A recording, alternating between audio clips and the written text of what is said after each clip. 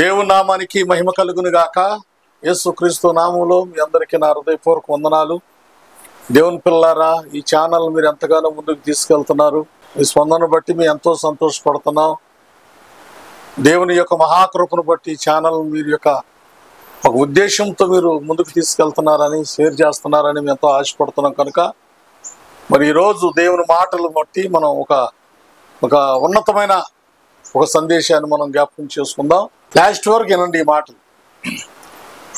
ఒక మాట పరిశుద్ధ గ్రంథంలోని మనం ధ్యానం చేసుకుందాం. చూడండి, ప్రసంగి గ్రంథము 4వ అధ్యాయం 2వ వచనం కానీ చదువు.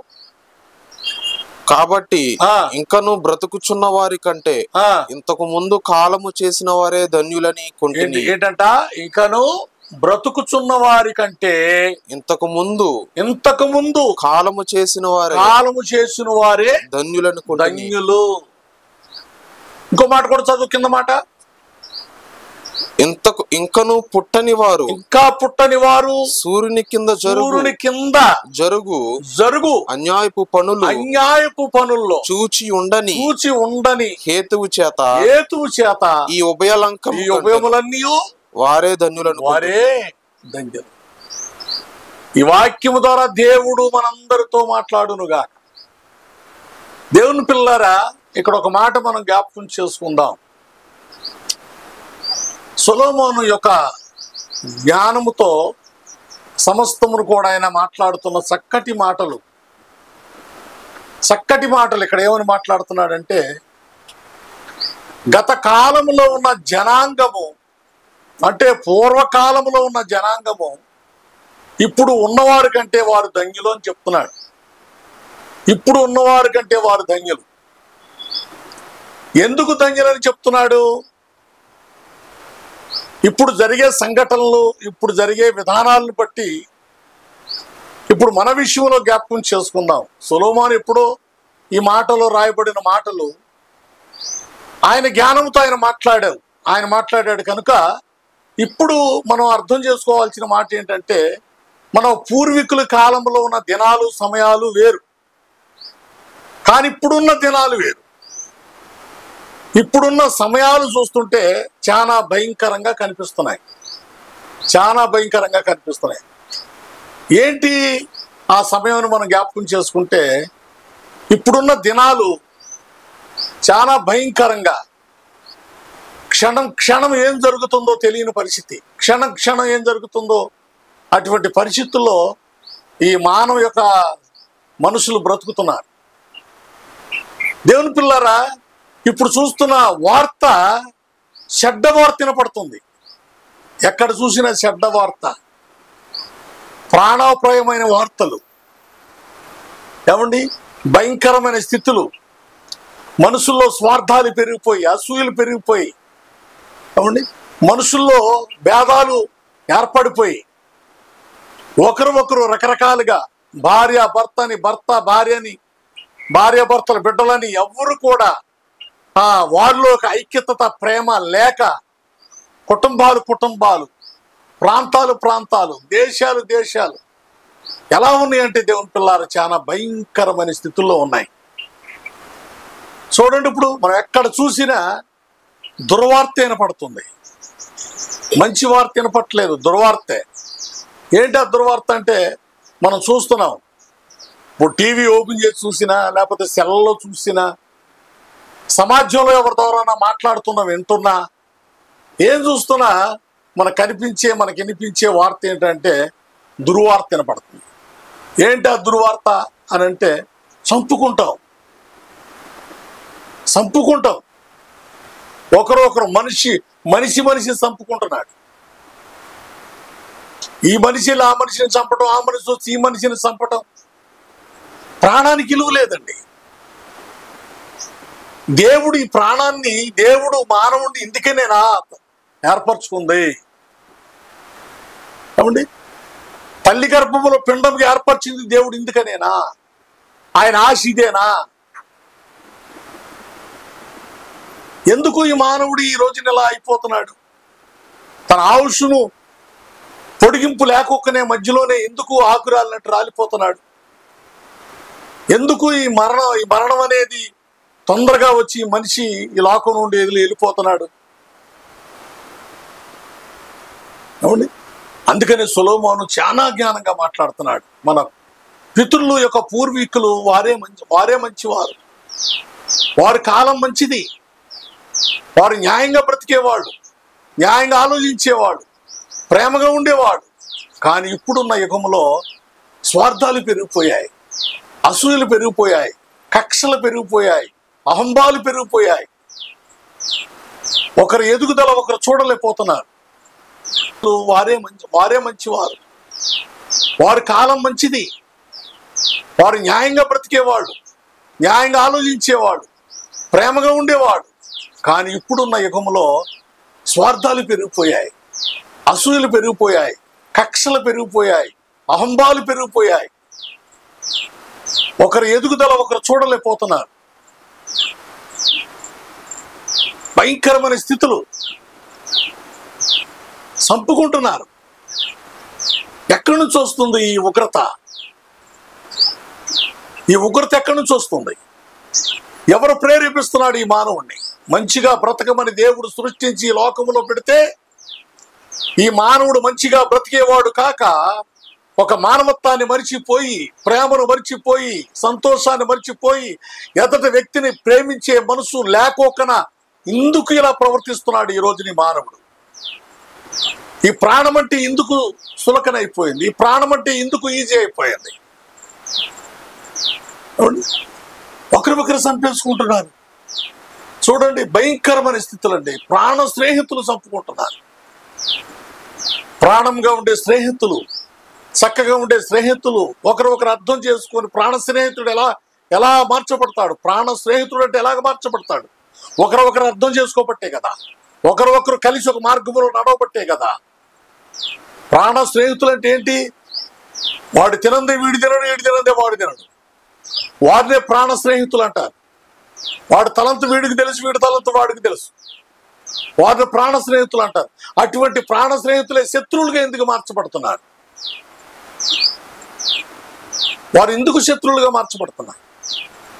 ఏమండి, ఒక స్త్రీ రోడ్డు మీద వెళ్తుంటే 6 యవనస్తులు కలిసి ఆ స్త్రీని పాడు చేసి ఏమండి మళ్ళీ చంపటం అంటే ప్రాణం అంటే అంత ఈజీ అయిపోయిందా? ప్రాణం అంటే అంత సింపుల్ అయిపోయిందా? ఏమండి, దేవుడి ప్రాణాన్ని ఆయుష్కాలం వరకు ఉండాలి, ఆయుష్కాలం వరకు ఈ మానవుడు బ్రతకాలి, ఆయుష్కాలం వరకు తన జీవిత చక్రాన్ని వినియోగించుకొని బ్రతకాలి, తన జీవితం అంతా కూడా సంతోషంగా ఉండాలని ఈ మానవుని దేవుడు తన సంకల్పము చొప్పున తయారు చేసి తల్లి గర్భమున పిండంగా ఏర్పరిస్తే ఈ మానవుడిలో ఈ రోజున భయంకరమైన స్థితులు ఏర్పడుతున్నాయి. ఎందువల్ల ఏర్పడుతున్నాయి? ఏమండి, ఎందువల్ల ఈ మానవుడు ఎందుకు ఈ ఉగ్రతను తెచ్చుకుంటున్నాడు? ఎదటి వ్యక్తిని చంపడానికి కూడా ఎందుకు తనకు జాలి ఉండటం లేదు? ఎందుకు జాలి ఉండటం లేదు? ఒక ప్రాణం ఈజీగా ఎందుకు తీస్తున్నాడు అతను? తనలో క్రూరత్వం ఏంటి? తనలో అహంభావం ఏంటి? తనలో గర్వం ఏంటి? తన ఎందుకు ఆ దృష్టి కలిగిన మనసు వచ్చింది? ఎవరిస్తున్నారు ఆ మనసు అని మనం జ్ఞాపకం చేసుకుంటే, దేవుని పిల్లరా, ప్రకటన గ్రంథం 6వ అధ్యాయము 3వ వచనం చదవండి ఒకసారి. ప్రకటన గ్రంథం 6వ అధ్యాయం 3వ వచనం. రెండవ ముద్రను విప్పినప్పుడు, ఆయన రెండవ ముద్ర విప్పినప్పుడు రమ్ము అని రెండవ జీవి చెప్పుట వింటిని. అప్పుడు ఎర్రనిదైన వేరొక గుర్రము బయలు వెళ్ళెను. మనుషులు ఒకడిని ఒకడు చంపుకున్నట్లు భూలోకములో సమాధానము లేకుండా చేయుటకు ఈ గుర్రము మీద ఉన్నవాడికి అధికారము ఇవ్వబడును. చూసారా, వాక్యం అండి. పరిశుద్ధ గ్రంథములో ఏమండి ముందే దేవుడు ఈ మాటలను, ప్రకటన గ్రంథం లాస్ట్ గ్రంథం ఇది. ప్రకటన జరిగేది జరగబోయేది కూడా తెలియపరిచే గ్రంథం ఇది. ఏమండి, ఈ మనుషుడు ఈ రోజున ఒకరు ప్రేమ లేకొకరు, ఒకరు సంతోషం లేకొకరు, ఒకరి మీద ఒకరు నువ్వెంతంటే నువ్వెంత. ఏమండి, భయంకరమైన స్థితుల్లో ఎందుకు ఈ మనుషులో ఉన్న ఈ సంతోషము అపసంతోషంగా మార్చబడింది, నమ్మకం అపనమ్మకంగా మార్చబడింది. ప్రేమ ఎందుకు చల్లారిపోయింది మానవుడిలో అంటే, అపవాది వారిలో భయంకరమైన స్థితిలో ఏర్పరిచేశాడు. వాడికి అధికారం ఇవ్వబడింది, దేవుడే ఇచ్చేసాడు వాడికి అధికారం. ఇప్పుడు చాలా మంది ఏమనుకుంటారంటే, నీ దేవుడు నిన్ను రక్షించడా, నీ దేవుడు నిన్ను రక్షించడా. ఎందుకంటే అపవాదికి అవకాశం ఇచ్చేసాడు దేవుడు. వాడి పరిపాలన జరుగుతుంది, న్యాయం మరుగైపోయింది, సత్యం మరుగైపోయింది. న్యాయం మరుగైపోవాలి, సత్యం మరుగైపోవాలి, ప్రేమ చల్లారిపోవాలి. ప్రేమించేవారు, సహనం కలిగిన వారు, ఓర్పు కలిగిన వారు అవసరమైతే హతసాక్షులు అయిపోతారు. హతసాక్షులు అయిపోతారండి. ఎవరిదంట ఈ ప్రభావం? ఎవరిది? ఈ అధికారం ఎవరిది? ఒక మనిషిని చంపాలి అని ఒక దురాలోచన ఎవరు పెట్టారు? అపవాది, ముచ్చువు. వాడికి దేవుడు అధికారం ఇచ్చేశాడు. ప్రకటన జరుగుతుంది, 6వ అధ్యాయం. ఇప్పుడు జరిగే సంఘటనలయ్యే. మనుషులు చంపుకుంటున్నారట.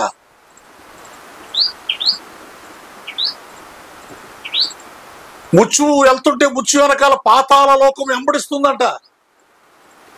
భూనివాసులందరినీ చంపటానికి ప్రయత్నం చేస్తుందంట ముచ్చు.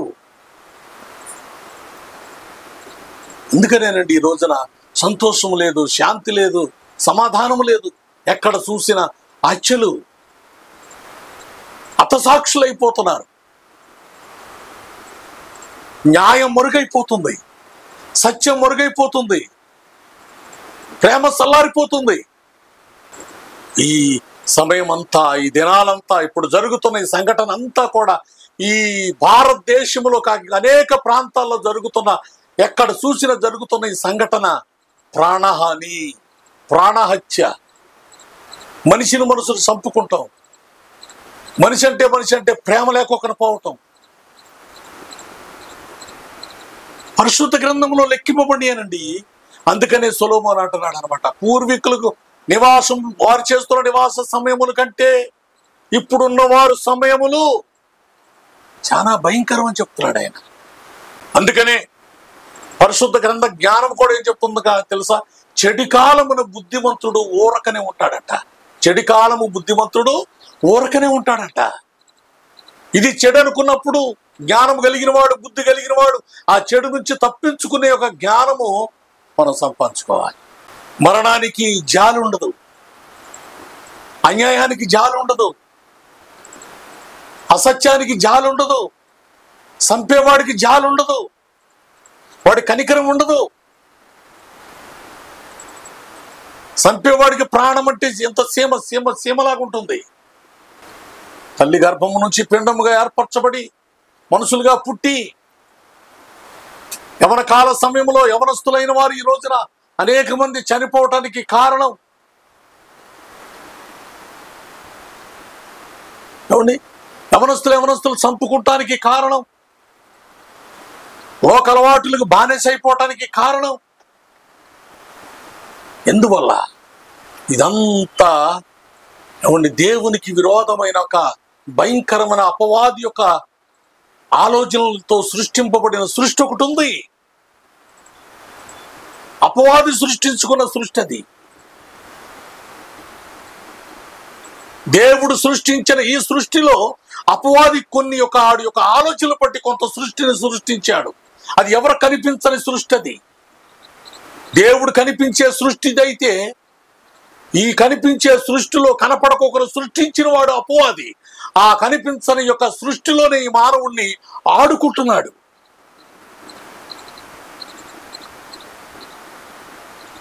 ప్రేమ కలిగిన వారిలోనే శత్రువుగా ఏర్పరుస్తున్నాడు.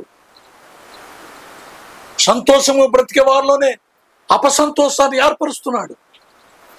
ప్రేమగా బ్రతికిన వారిలోనే వారి ప్రేమను చల్లారుస్తున్నాడు. మనిషిని ఎలా చంపాలో నేర్పుతున్నాడు వాడు. మనిషిని ఎలా హతమార్చాలో నేర్పుతున్నాడు వాడు.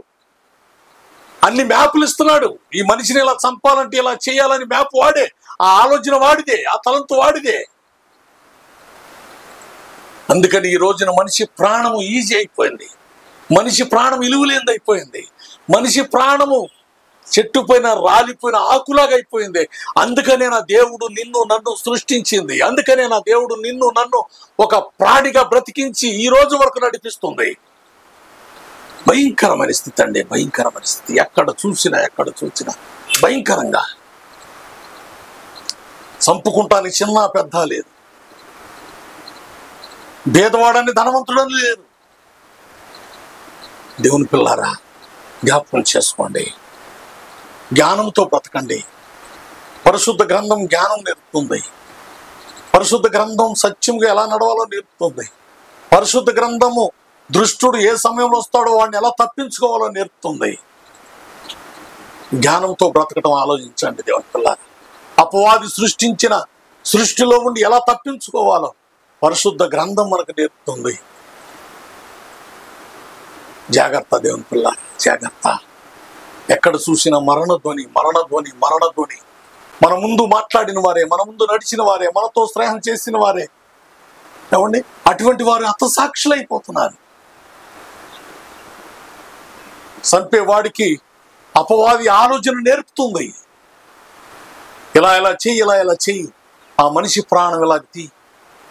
ఏమండి, న్యాయం కొరకు పోరాడుతున్న వారి న్యాయం మరుగైపోతుంది, సత్యం మరుగైపోతుంది. చూడండి, మన దైవజనులు ప్రవీణ్ గారి యొక్క మరణం చూడండి. ఆయన మరణించి 17-18 రోజులు అవుతుంది. పోస్ట్ మార్టంకి ఇచ్చారు, ఈ రోజు వరకు రాలేదు. ఇన్ని రోజులు ఉండదు, రాలేదు, పోస్ట్ మార్టం రాలేదు. ఎందుకు రాలేదో, న్యాయం కొరకు ఎదురు చూస్తున్న క్రైస్తవులు వస్తే ఎలా ఉంటుందో వినటానికి ఆశపడుతున్న క్రైస్తవులు ఎదురు చూస్తున్నారు. కానీ ఆ న్యాయము రావటం లేదు. ఆ న్యాయం ఎందుకు వెనక్కి వెళ్ళిపోతుంది, ఆ సత్యం ఎందుకు వెనక్కి వెళ్ళిపోతుంది, అది మనం తెలుసుకోవాలి. దేవుని పిల్లారా, ఈ సమయాల్లో, ఈ దినాల్లో క్రైస్తవులు అనబడిన వారే కానీ, హిందూ సంప్రదాయం కలిగిన బిడ్డలే కానీ, ముస్లిమ్స్ సంప్రదాయం కలిగిన బిడ్డలే కానీ, అందరూ కూడా చాలా జ్ఞానంగా ఉండాలి, చాలా జ్ఞానంగా బతకాలి. ఎందుకంటే మరణానికి మతం చూడదది. శత్రు మతాన్ని చూడడు. అతడు క్రైస్తవుడా, అతడు హిందువుడా, అతడు ముస్లిమ్స్ అని చూడడు. మరణం వెంటాడినప్పుడు ఆ మరణానికి వయసు పెద్ద తెలీదు, దాని పని చేసుకుంటూ వెళ్ళిపోవటమే. దయచేసి జ్ఞాపకం చేసుకోండి దేవుని పిల్లలు. ఈ మాటలు ఒక సేవకుడిగా నేను ఎందుకు చెప్తున్నానంటే, మనం చాలా జాగ్రత్తగా జ్ఞానం కలిగి, అందుకనే సొలొమోను అంటున్నాడు, మన పూర్వీకులు ఎంతో ధన్యులు, మన పూర్వీకులు ఎంతో ధన్యులు. ఏమండి, ఇప్పుడు ఉన్న వారి యొక్క సమయం సందర్భాలు చూసుకుంటే ప్రకటన 6వ అధ్యాయము 3:7 ప్రకారంగా మనం చూసుకుంటే మనుషులు చంపుకుంటున్నారంట. అది అపవాది, వాడికి అధికారం ఇవ్వబడిందంట. వాడు మనుషుల్లో అపసమాధానాన్ని ఏర్పరుస్తున్నాడంట, మనుషులు చంపుకునేటట్టుగా చేస్తున్నాడంట, మనుషుల్లో ఉన్న ప్రేమను సల్లారుస్తున్నాడంట. ఏమండి, అందుకని ఈ రోజున భయంకరమైన, ఈ భారతదేశంలో భయంకరమైన దుర్వార్త మనం వింటున్నాం, భయంకరమైన వార్త మనం వింటున్నాం. అందుకని మనం జ్ఞానంగా బ్రతుకుదాం. సాధ్యమైనంత వరకు ఈ మరణానికి ఆహుతులు అవుతున్న వారిని, హతసాక్షులు అవుతున్న వారు ఇంకా అవ్వకోకన మనం వారి కొరకు ప్రార్థన చేద్దాం. ఆ మరణం నుంచి తప్పించుకునేటట్లుగా ప్రార్థన చేద్దాం, మన ప్రభువుని అడుగుదాం. ఈ కొద్ది మాటలు దేవుడు దీవించునుగాక. అందరికీ నా హృదయపూర్వక వందనాలు.